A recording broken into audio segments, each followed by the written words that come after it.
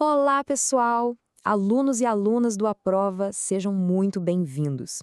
Hoje a gente vai mergulhar de cabeça num dos assuntos que mais ajudam a gente a entender o mundo que vivemos e, claro, um tema que o Enem simplesmente adora: a nova ordem mundial. Vamos juntos então montar as peças desse quebra-cabeça gigante da geopolítica para sacar o nosso presente e, quem sabe, até imaginar o futuro. Essa pergunta aí na tela, ela é o nosso ponto de partida. Sabe aquele mapa que existia na cabeça de nossos pais, de nossos avós, com fronteiras bem definidas, ideológicas? Pois é, ele não serve mais. Para decifrar as questões da prova e, sinceramente, o mundo lá fora, é essencial ter um mapa mental novinho em folha. E é exatamente esse mapa que a gente começa a desenhar agora. Ok, vamos lá. Primeira regra da geopolítica: nada, absolutamente nada, surge do vácuo. O mundo de hoje, todo complexo, cheio de polos de poder, é uma consequência direta daquele mundo bipolar de ontem. Então, o nosso primeiro passo é voltar um pouquinho no tempo para entender como essa transformação gigantesca aconteceu. Pensa num tabuleiro de xadrez com só duas cores dominando tudo. Era mais ou menos assim o mundo da Guerra Fria, por quase 50 anos. A lógica era bem clara, sabe? De um lado, os Estados Unidos, liderando o bloco capitalista. Do outro, a União Soviética, no comando do bloco socialista. E essa divisão, olha, não era só a política, não. Ela ditava tudo. Alianças militares, competições nas Olimpíadas, até a corrida espacial. Era uma tensão constante que definia o planeta inteiro. Agora, o que é fascinante nesse slide é o contraste absurdo. A gente saiu daquele cabo de guerra entre dois gigantes para uma arena com vários competidores. E a disputa mudou de cara.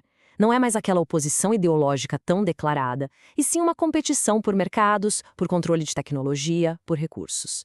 Aquele equilíbrio pelo medo das bombas nucleares foi substituído por uma instabilidade que parece não ter fim. Essa tal de nova desordem, cheia de conflitos locais que tem consequências globais. E essa virada de página na história teve momentos-chave.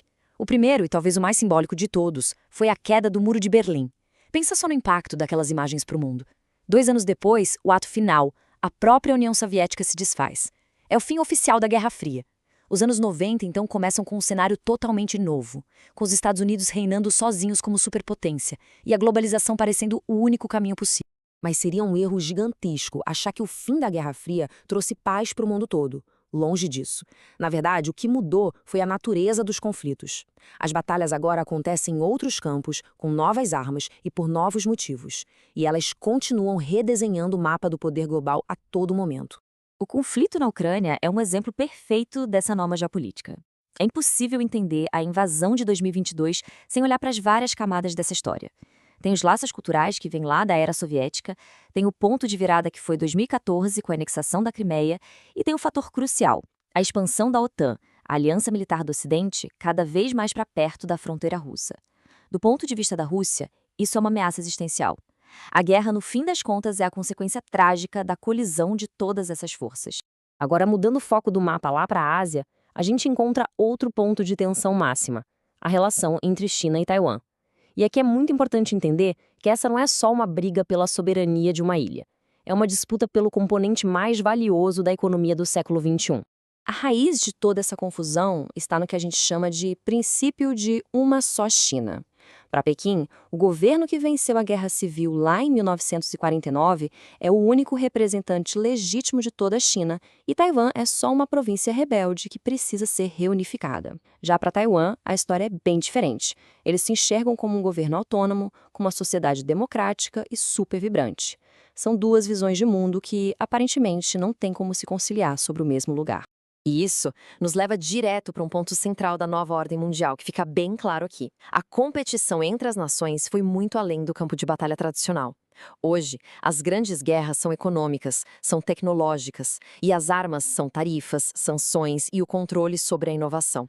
O grande enredo econômico da nossa era é, sem a menor dúvida, a guerra comercial entre Estados Unidos e China. E não é uma briguinha por quem vende mais, não. É uma luta pela liderança global. É sobre quem vai ditar as regras da economia e da tecnologia nas próximas décadas. Esse gráfico de barras dá uma dimensão visual do tamanho dessa briga.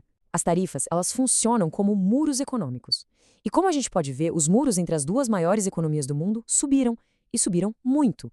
Isso não afeta só eles, cria uma onda de instabilidade em todo o comércio do planeta. Então aqui está o ponto crucial. O epicentro dessa guerra tecnológica tem nome e sobrenome: semicondutores, os famosos chips. Eles são o novo petróleo, gente. Estão nos nossos celulares, nos carros, nos equipamentos militares. E quem está no topo da cadeia de produção dos chips mais avançados do mundo? Taiwan. De repente, a disputa por aquela ilha faz todo o sentido estratégico, não faz? Controlar Taiwan é ter a chave da tecnologia do futuro. Mas, olha, é fundamental entender que o mundo não se resume a uma nova Guerra Fria entre eu e a de China. Enquanto esses dois gigantes medem forças, outros atores e alianças estão se movendo no tabuleiro, criando uma dinâmica que é, de fato, multipolar. O exemplo mais claro disso é a expansão do BRICS+.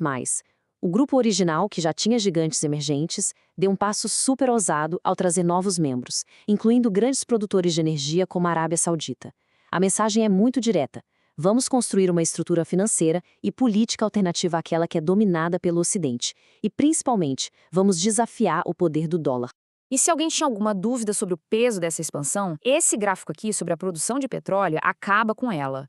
O BRICS+ agora tem sob sua influência mais de 40% de todo o petróleo produzido no mundo. E, gente, energia é poder. Esse dado sozinho já mostra como o equilíbrio de forças geopolítico está mudando de forma bem concreta. Beleza, mas e o que importa para a prova? Como é que todo esse cenário global é cobrado no Enem? Agora, a gente vai conectar os pontos e transformar essa análise toda em uma ferramenta poderosa para as questões do exame. O Enem dificilmente vai perguntar sobre um fato internacional isolado. A prova quer testar nossa capacidade de ligar o global com o local. Pega o exemplo da guerra comercial EA-China. Como isso afeta o Brasil? A tabela mostra essa faca de dois gumes. Por um lado, é uma baita oportunidade para o nosso agronegócio vender mais para a China, mas também é um risco, porque a gente fica cada vez mais dependente de um só mercado. E, claro, tem a consequência ambiental. É esse tipo de raciocínio crítico que o Enem valoriza demais. Então, para organizar o pensamento na hora da prova, aqui vai um roteiro mental. Passo 1, identifique os atores. Quem está nessa jogada? Passo 2, mapeie os interesses. O que está em disputa? E o passo 3, o mais importante de todos para o Enem, conecte com o Brasil. De que forma isso mexe com a nossa economia, nossa sociedade, nosso meio ambiente? Com essa estrutura, fica muito mais fácil decifrar qualquer questão.